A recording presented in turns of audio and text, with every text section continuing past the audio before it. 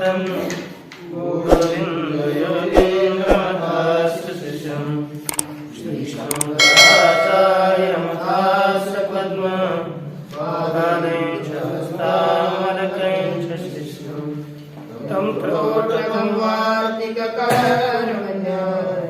अस्मद्गुरुं सन्ततमानतोऽस्मि श्रुते स्मृते पुराणानाम् आलयं करुणालयं नमामि भगवत्पादं शङ्करं लोकशङ्करं शङ्कराचार्यं केशवमादरायणं सूत्रभाष्यकृतो वन्दे भगवन्तौ पुनः पुनः ईश्वरो गुरुरात्मेति गुरुर्भेदविभागिने व्योमवद्व्याप्तदेहाय दक्षिणामूर्तये नमः। ॐ सहना शान्ति शान्ति शान्ति सहना भवतु सहनौ भुनक्तु सह वीर्यं करवावहै तेजस्विनावधीतमस्तु मा विद्विषावहै।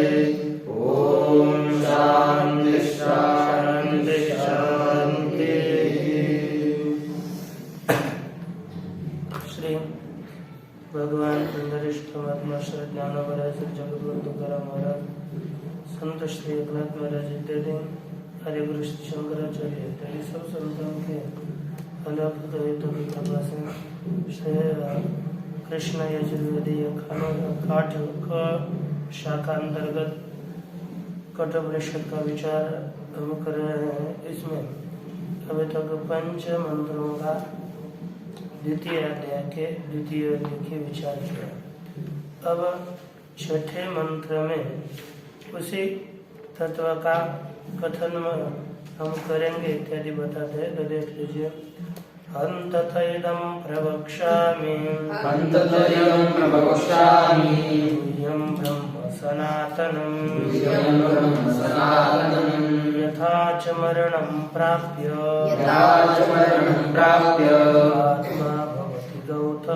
आत्मा भवति गौतम तदेहन्त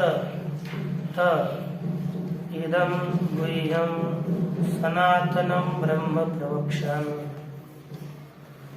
यथा च मरणं प्राप्य गौतम यथा मरणं प्राप्य आत्मा भवति। यहाँ पर कहते कि हे गौतम, गौतम शब्द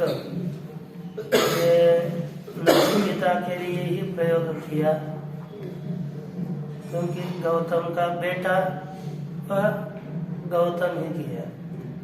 हे गौतम, हंत अर्थात इदानीं ते अर्थात तुभ्यं इदं गुह्यं सनातनं ब्रह्म प्रवक्ष्यामि। यह गुह्य गोपनीय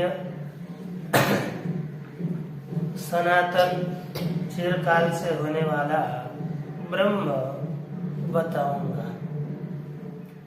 यथा जिस प्रकार से, अथवा मरणं प्राप्य यथा आत्मा भवति तथा प्रवक्ष्यामि।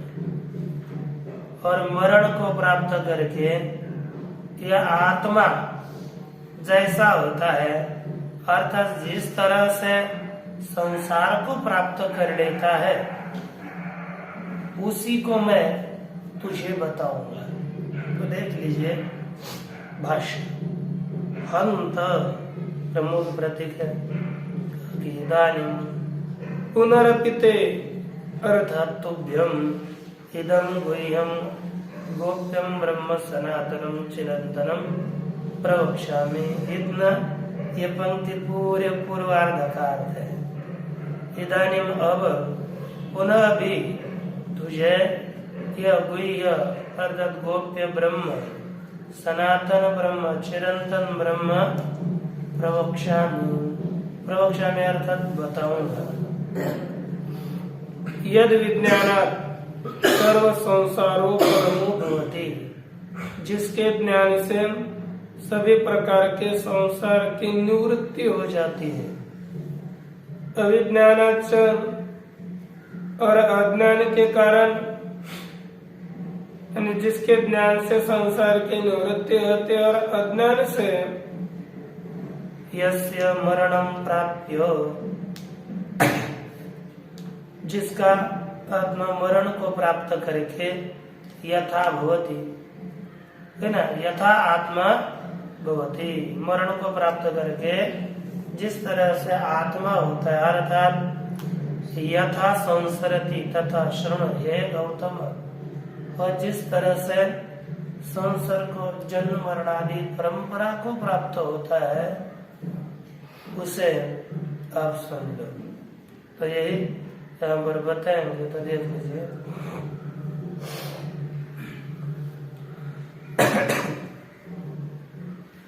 योनिम् अन्ये प्रपद्यन्ते, योनिम् अन्ये प्रपद्यन्ते, शरीरत्वाय देहिनः, शरीरत्वाय देहिनः, स्थानमन्येऽनुसंयन्ते, स्थानमन्येऽनुसंयन्ते, यथा कर्म यथा श्रुतम्, यथा कर्म यथा श्रुतम्। कहते हैं कि अन्य अर्थात जो संत है, परमात्मा तत्व को जानने वाले पुरुष है, उनसे भिन्न पुरुष, वे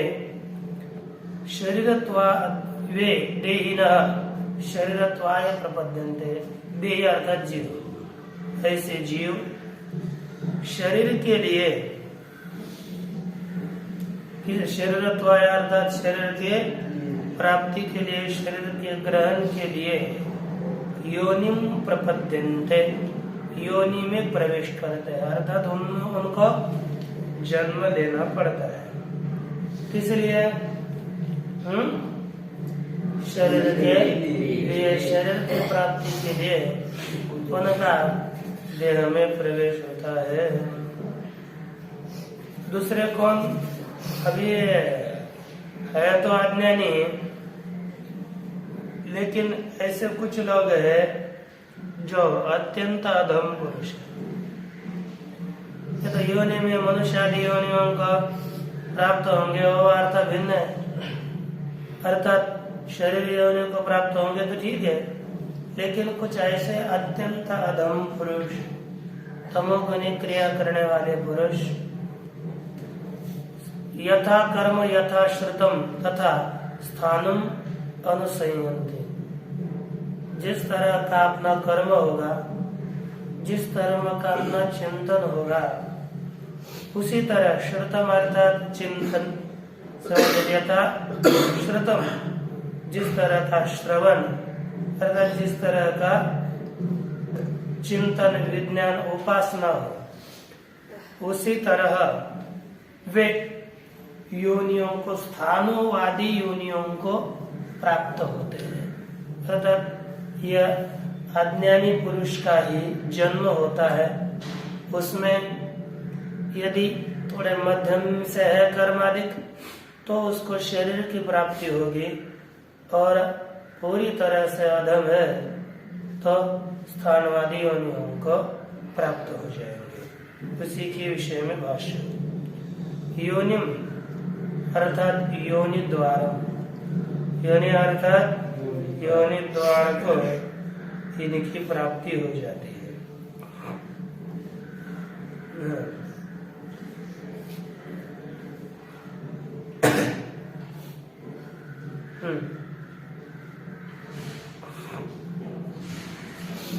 शुक्र बीज समन्विता संतः अन्य जीवित अविद्यावंतः। ये कैसे होते हैं? शुक्र वीर्य उस बीज से युक्त होकर के ये मनुष्य योनि द्वार को प्राप्त होते हैं। अन्य केचित अविद्यावंतो मूढ़ा, दूसरे कोई अविद्यावान मूढ़ पुरुष है, वे योनि को प्राप्त होते। क्यों?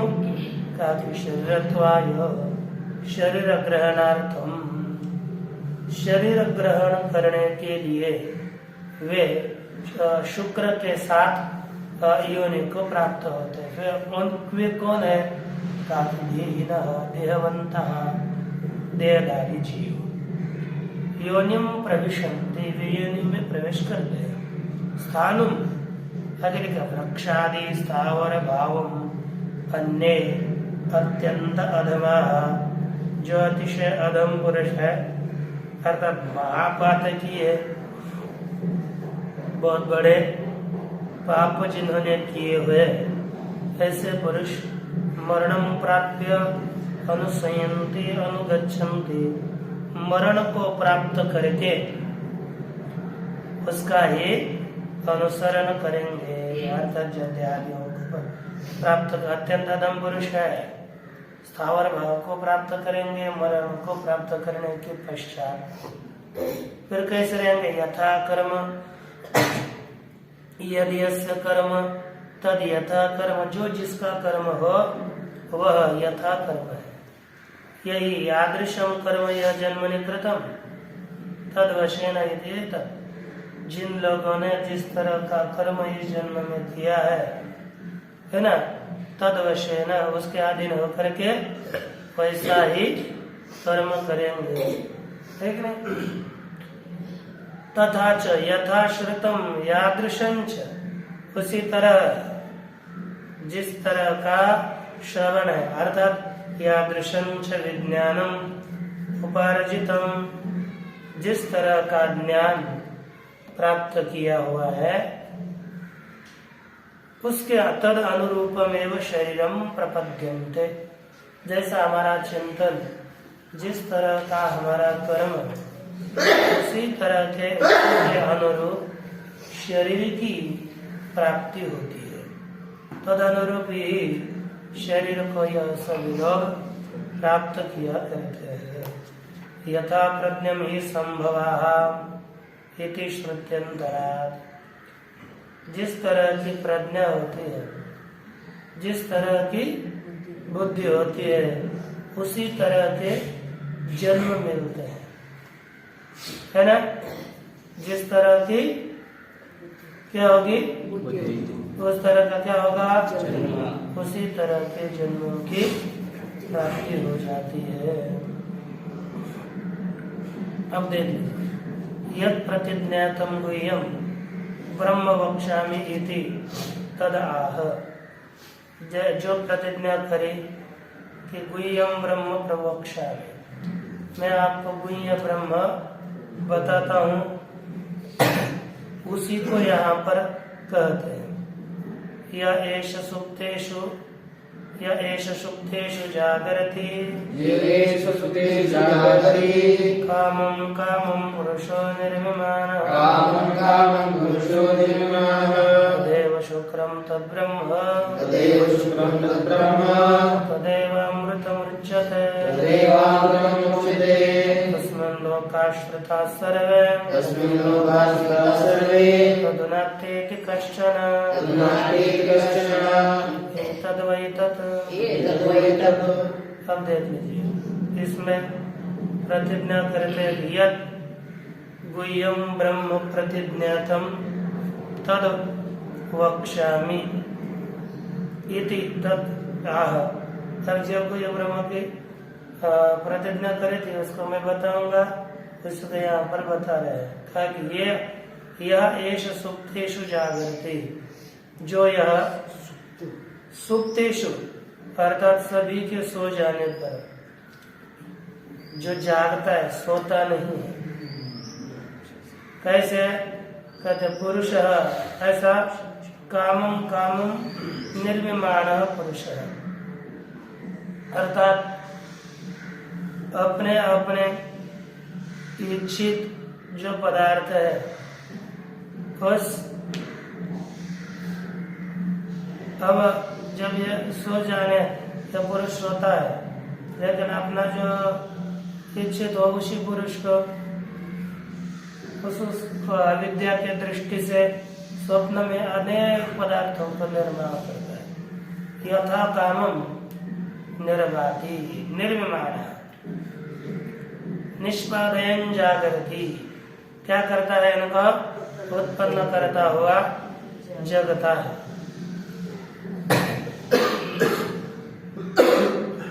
तदेव शुक्रम तद्ब्रह्म तदेवामृतम उच्यते। वही शुक्र शुद्ध वही ब्रह्म है और उसी को हम क्या कहते हैं? उच्चते। उसी का अमृत, उसे अमृत कहते हैं, है ना? तस्मिन् लोकाश्रिता सर्वे तदुनाते कश्चन। उसमें सब लोग आश्रित है। तद कश्चन न अर्पेति, उसका कोई भी उल्लंघन नहीं करता। हे तद वही तद, यही वह तत्व है। यह एष जो यह पुरुष सुप्तेषु प्राणादिषु जागृति, जो प्राणादि सब सो जाने पर जो जागता है, न सो, जो जगता है सोता नहीं। कथम कैसे? यह जगता ही है केवल, सोता नहीं। आप कैसे कहें? कामम कामम कैसे जगता है? कहते कामम कामम तम तम अभिप्रेतम, जो कामना हो, कामना का विषय, कामना के काम है, जिसकी कामना की जाए, जिसकी इच्छा की जाए, उसे कहते हैं काम। अर्थात यथा काम, जो अपने इच्छा के अनुसार जो भी विषय है, उन्हीं सभी विषयों को कामम कामम तम तम अभिप्रेतम, वह जो अभिप्रेत पदार्थ है, उन्हें अभिप्रेत विषयों की इच्छा करता हुआ, अभिप्रेत जो भी विषय है उनकी इच्छा कर कर उनकी निर्मिमाण है, उनको उत्पाद निष्पादयन जागृति, उनको उत्पन्न करता हुआ जगता है। कौन? कहते जो पुरुष जगता है, अर्थात ये सभी के साक्ष्य रूप से हमारी आत्मा ही जगती है। तो इसलिए उसे कहा यही कौन है? तदेव शुक्रम तद्ब्रह्म, वही शुक्र है और वही ब्रह्म है। यही शुद्ध ब्रह्म है और यही ब्रह्म है।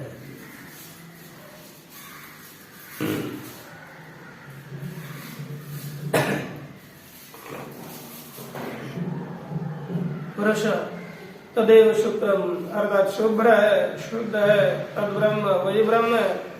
न अन्यत गुह्यम ब्रह्म अस्ति, इससे अतिरिक्त कोई गुह्य ब्रह्म नहीं है।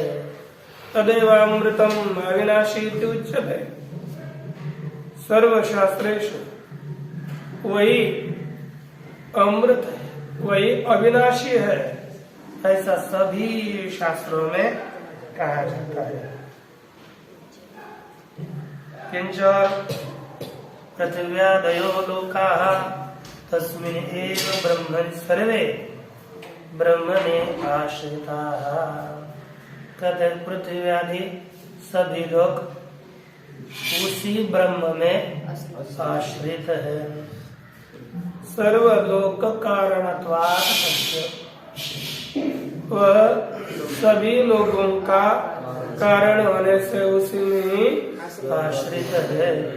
तदुनात्येति कश्चन इत्यादि पूर्ववद एव, वह किसी का भी उल्लंघन नहीं करता, या पूर्व की तरह ही है। अर्थात पूर्व में जिस तरह का पहले जगह था, वह किसी तदु उसका कोई उल्लंघन नहीं करता, अर्थात उसका उल्लंघन करके कोई रह ही नहीं सकता, जो पूर्व श्लोक में बताया वैसा अर्थ है। अब यह परमात्मा सब में कैसे विद्यमान रहता है, उसका कथन करने के लिए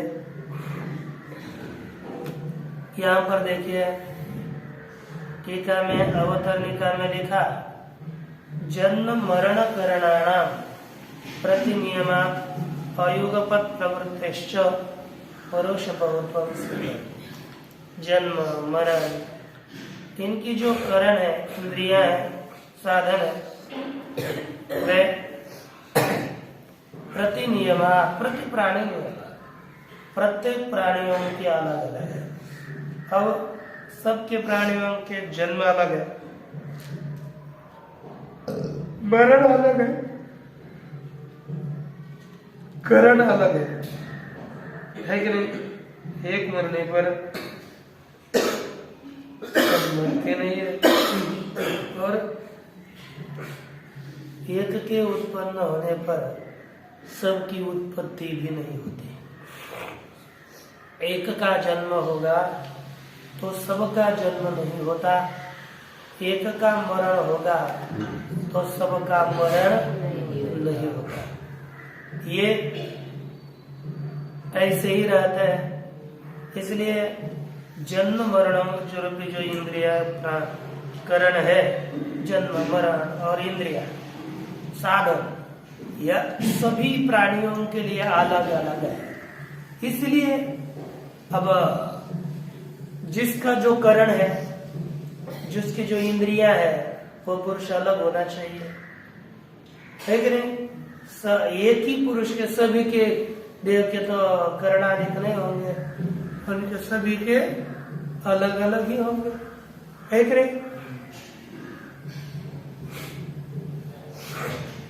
तो इसी के विषय में कहते हैं कि प्रति सबके अलग अलग होने से प्रवृत्तिश्च पुरुष बहुत्वं सिद्धम, और प्रवृत्ति भी सबकी अलग अलग होने, अयुगपत प्रवृत्तिश्च, सभी पुरुषों की युगपत, एक पढ़ने लगा तो सब भारत देश के सभी जगत के लोग थोड़े ही पढ़ते हैं, अर्थात उन एक की प्रवृत्ति होने पर सबकी प्रवृत्ति नहीं होती, अर्थात एक एक की ही प्रवृत्ति होती है, सबकी प्रवृत्ति नहीं हो रही। इसीलिए यहाँ पर क्या पुरुष बहुत्व की ही सिद्धि होती है। त्रैगुण्य विपर्याच्च इति, और तीनों गुणों का विपर्य होने से, विपर्य अर्थात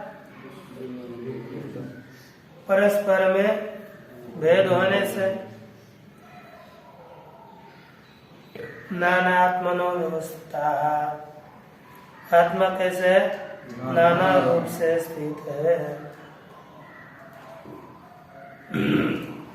इति अनेक तार्किक बुद्धि विरोधा सर्व पुरवर्ती एकैव आत्मा इत्यत्र न चित्त स्थैर्यं संभवति, क्योंकि ऐसे अनेक तार्किक है, वो अपने अपने बुद्धि से विचार करते हैं, तो उनके ज्ञान का इस एक आत्मा है, इसके साथ क्या हो जाएगा? विरोध होगा। विरोध होने से वेदांत शास्त्र में जो बताया गया कि सभी पुरों में, सभी नगरों में, सभी देहों में, अर्थात पूरा अर्थात देह ही है, सभी देहों में एक ही आत्मा है, ऐसा जो तार्किकों का मत, नैयायिकों का मत, नैयायिकादियों का मत, जो आत्मा के भेद को स्वीकारते हैं, उसके कारण उनको सुनने के पश्चात बुद्धि स्थिर नहीं होती, क्योंकि वो अपने युक्ति से पता कर देंगे ना, तो सभी अपने युक्ति से पटाने का प्रयास करते हैं। यदि हमने उपक्रमोपदेशियों का संवारने किया तो वही अच्छा लगता है, क्योंकि देखो, यदि पहले जिसने न्याय पढ़ा हो अथवा अन्य ग्रंथ पढ़े हो, वो भेद ग्रंथ पढ़े हो भेदवादियों के नजदीक रहते, तो उसकी जल्दी मैं बोल रहा हूँ, होती भी है किसी की, लेकिन जल्दी अद्वैत में श्रद्धा नहीं हो पाती। बस ठीक है, पढ़ेगा भी, तो बोलते ये तो सिद्धांत सब पढ़ते हैं इसलिए पढ़ेगा भी, लेकिन अपने में स्थित करने के लिए उसकी प्रवृत्ति नहीं हो पाएगी, क्योंकि ज्यादा भेद के संस्कार अपने में बैठे हैं। नहीं तो फिर इसका एक भी सिद्धांत ऐसा लगा कि थोड़ा यदि व्यवहार नहीं हुआ तो हम काटने के लिए प्रवृत्त होंगे उसके, क्योंकि ये ठीक नहीं है, कहेंगे वही ठीक था। ये ऐसी बुद्धि हो जाती है जब, क्योंकि जो संस्कार पहले सुदृढ़ बैठा है ना वही बैठता है जल्दी, फिर बाद में दूसरा पहला निकाल करके दूसरा बिठाने के लिए थोड़ा कठिन पड़ता है। काशी में थे ना, काशी में वैसी प्रवृत्ति होती थी, पहले वेदांत तो पढ़ना है नहीं, पहले व्याकरण, फिर न्याय भरपूर, फिर उसके सभी सिद्धांत पढ़ो, फिर कहीं ना कहीं बाद में कुछ नहीं मिला तो चलो वेदांत में।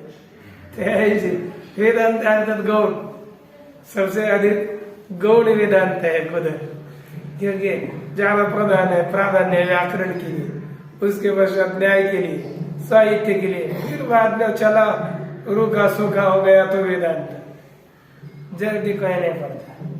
हर जितने पंडित पुरुष है हमने है वो तो कभी भी छात्र पढ़ते नहीं, जिसने जो महात्मा बनाया वो किया ना कदाचित पढ़े शांति बनती, नहीं तो फिर ज्यादा पढ़ते हैं यही व्याकरण न्याय वगैरह, तो फिर वो लाभ नहीं होता ना, तो समझ में आराम नहीं होता बुद्धि में।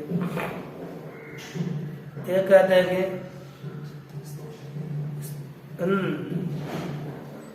कि ये जो है इस तरह से चित्त एक ही आत्म तत्व में चित्त की स्थिरता संभव नहीं है, इसलिए ऐसी शंका करके उत्तर देने के लिए आरंभ करेंगे कि औपाधिक भेद साधने सिद्ध साधन, यदि औपाधिक भेद को सिद्ध करने चले जाओगे तो सिद्ध साधन दोष आएगा, और स्वाभाविक भेद की सिद्धि यदि आप इस आत्म तत्व में करने के लिए प्रवृत्त होगे तो अनैकांतिकत्व अर्थात सदा विचार इस दोष की प्राप्ति हो जाएगी। इसी की तरह से आरंभ करता है, अनेक तार्किक बुद्धि विचलित अंतःकरणाना, अनेक तार्किक बुद्धियों के द्वारा विचलित किया गया है अंतःकरण जिन लोगों का, ऐसे पुरुष, उन पुरुषों का प्रमाणोपन्नम अपि एकत्व विज्ञान, ऐसे पुरुषों का प्रमाण से सिद्ध हुआ भी, ये तो सिद्ध होता है। अब ये अंदर जिसके द्वारा तार्किक बुद्धि के द्वारा विचलित हो चुका है अंतःकरण जिनका, ऐसे पुरुषों को प्रमाण से तो सिद्ध हो रहा है कि आत्मा है, ब्रह्म है, प्रमाण से सिद्ध हो रहा है, लेकिन प्रमाणोपन्नम, प्रमाण से सिद्ध हुआ कौन? आत्मा एकत्व विज्ञानम, आत्मा ही परमात्मा है, इस तरह का ज्ञान प्रमाणों से सिद्ध होने पर भी असकृत उच्चमानम, एक बार बताया गया तो कि सकृत आता एक बार, असकृत अर्थात बारंबार बताया जाने वाला वह ब्रह्म तत्व रुजु बुद्धि नाम ब्राह्मणानाम चेतसी नादीयते, रुजु मन है क्या? यहाँ पर रुजु नहीं होना चाहिए था, अनरुजु होना होगा। हाँ क्या है लिखा होगा ना, सकृत उच्चमानम अनरुजु है ना, मन रुजु है ना, मन रुजु है ना, वही थोड़ा मन अनरुजु अर्थात टेढ़े बुद्धि वाले पुरुषों के, टेढ़े बोल वाले जो ब्राह्मण है, ब्राह्मण अर्थात साधक लेना है, कभी मोक्ष साधना में प्रवृत्त, लेकिन बुद्धि कैसी है? उल्टी चलती है। ऐसे पुरुषों के चित्त में यह आरूढ़ नहीं होता। इति तत्प्रतिपादन प्रतिपादने आदरवती पुनः पुनः राहश्रुति, उसी तरह ब्रह्म तत्व के प्रतिपादन में आदर करने वाली श्रुति उसका पुनः पुनः कथन करती है। तो देखिए, अग्निर्यथैको भुवनं प्रविष्टो रूपं प्रतिरूपो बभूव अग्निरथेकं भुवनं प्रविष्टो रूपं रूपं प्रतिरूपो बभूव अग्निरथेको गुणं प्रविष्टो रूपं रूपं प्रतिरूपो बभूव एकसदा सर्वभूतान्तरात्मा एकसदा सर्वभूतान्तरात्मा रूपं रूपं प्रतिरूपो बभूव रूपं रूपं प्रतिरूपो वैश्च अजरूपं रूपं प्रतिरूपो वैश्च रूपं रूपं प्रतिरूपो वैश्च। देखिए अर्थ शब्दार्थ यथा एक अग्नि भुवनम प्रविष्ट भुवन अर्थात लकड़ी, जिस तरह एक आग भुवन में लकड़ी में प्रविष्ट हुई आग रूपम रूपम प्रत्येक लकड़ी में प्रतिरूप बभूव प्रत्येक रूपों की तरह हो जाएगी। प्रत्येक लकड़ी के पदार्थ की तरह जब अग्नि जली नहीं जाती तब तक अग्नि लकड़ी में नहीं, ऐसी बात नहीं है, लेकिन उस लकड़ी के रूप से ही रहती है, उसका कोई काम नहीं होता। वो भोजन आदि पकाने उनके लिए आनंद देने सार्थक नहीं है। लकड़ी में आग है तद्रूप हुई है, लेकिन वह कुछ भी करने के लिए समर्थ नहीं है। अभी अगर भुवन क्या है, भवन तो इसमें भवन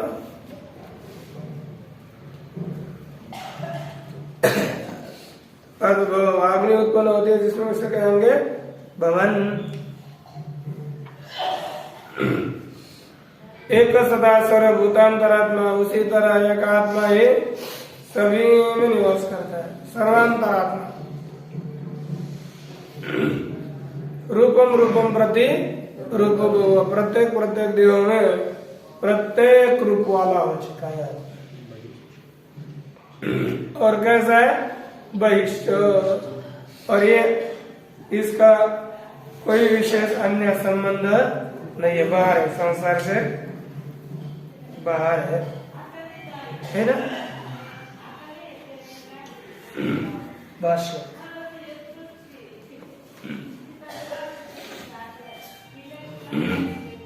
अग्नि यथा एक, जैसे एक अग्नि ही एकैव प्रकाशात्मा सन प्रकाश रूप होता हुआ भुवनम, भुवन अर्थात भवन्ति अस्मिन् भूतानीति भुवनम, कैसा है भवन्ति अस्मिन् भूतानि इति, जिसमें प्राणी उत्पन्न होते होने कहता है भुवन, है ना। भुवनम अयम लोकः, यह लोक तद इमं प्रविष्ट अनुप्रविष्ट, वह इसमें प्रविष्ट हुआ, अग्नि में लकड़ी में प्रविष्ट हुआ समझो। रूपम रूपम दारवादि दावेदम प्रति, रूप अर्थात लकड़ी इत्यादि जो दाह्य है, दाह्य अर्थात जलने योग्य पदार्थ है, उनके प्रतिरूप हो जाता है। प्रतिरूप अर्थात प्रतिरूप तत्र तत्र प्रति रूपवान दाह्य भेदेन बहुविध भवति, वहाँ पर जो दाह्य लकड़ी है उनके भेद से वह आग अनेक रूप वाली होती है।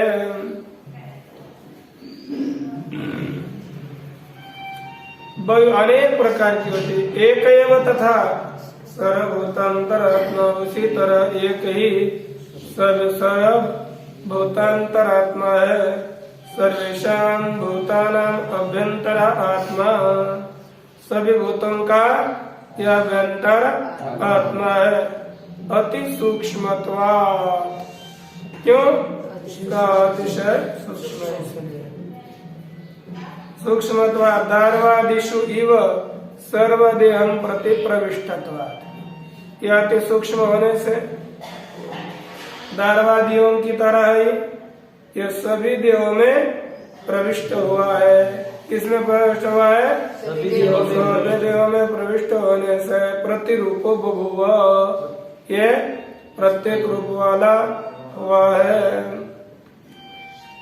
बहिश्च स्वेन अविकृतेन रूपेण आकाशवत्, और वह बाहर भी है, ये विकारों से सबसे बाहर है, वही है।